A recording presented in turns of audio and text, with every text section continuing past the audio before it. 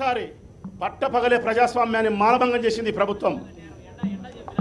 చంద్రబాబు నాయుడు ఆదేశాలకు అనుకూలంగా ముక్తి గారు నడుచుకోలేదని చెప్పి మెజార్టీ సభ్యులు 27 మంది కోరం ఉన్నప్పటికీ రెండవసారి వాళ్ళ ఇష్టానుసారం వీధి రౌడీలాగా తెలుగుదేశం పార్టీ సంబంధించిన 2-3 కౌన్సిలర్లు ప్రవర్తిస్తే ఆర్టీఓ గారు, కలెక్టర్ గారు, పోలీసులు అందరూ చంద్రబాబు నాయుడుకు తొత్తులై ప్రజాస్వామ్యం పట్ల విశ్వాసం లేని కుక్కలై వీళ్ళు ఇష్టానుసారం ప్రవర్తించినారు.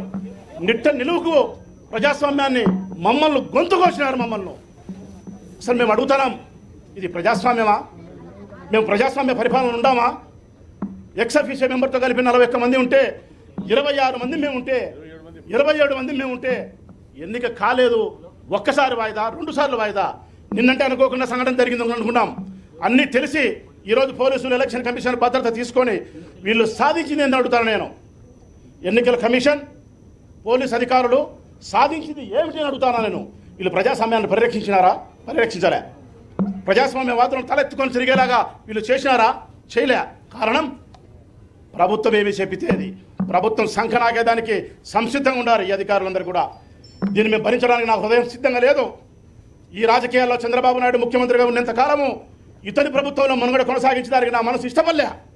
ఆదర్శవంతమైన భావాలు కలిగి గెలుపోటలను సగౌరవంగా స్వీకరించే మనస్తత్వం కలిగి ధర్మానికి, న్యాయానికి, చట్టానికి అనుకూలంగా ప్రవర్తించిన మనస్తత్వానికి ఇది తీరని కొట్టలు పెట్టు బాధ కలిగిస్తూ ఉంది.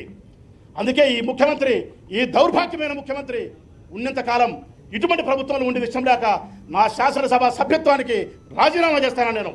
వీళ్ళ మీద నిరసనతోనూ, ఈ ప్రభుత్వం మీద నిరసనతోనూ ఆర్టీఓ అధికారి శంషా ముఖ్యమంత్రి ఏం చెప్తేది, లోకేష్ బాబు ఏం చెప్తేది.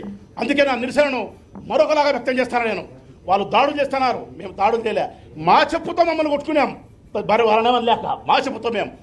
చివరిగా చెప్తాను నేను, నా సభ్యత్వానికి రాజీనామా చేసేదానికి కారణం తెలుగుదేశం ప్రభుత్వం ప్రవర్తించిన తీరు. ఆ ప్రభుత్వానికి బాసలుగా నిలిచిన పోలీసు అధికారులు, ఆర్టీఓ, కలెక్టర్. నా రాజీనామా చేస్తాను.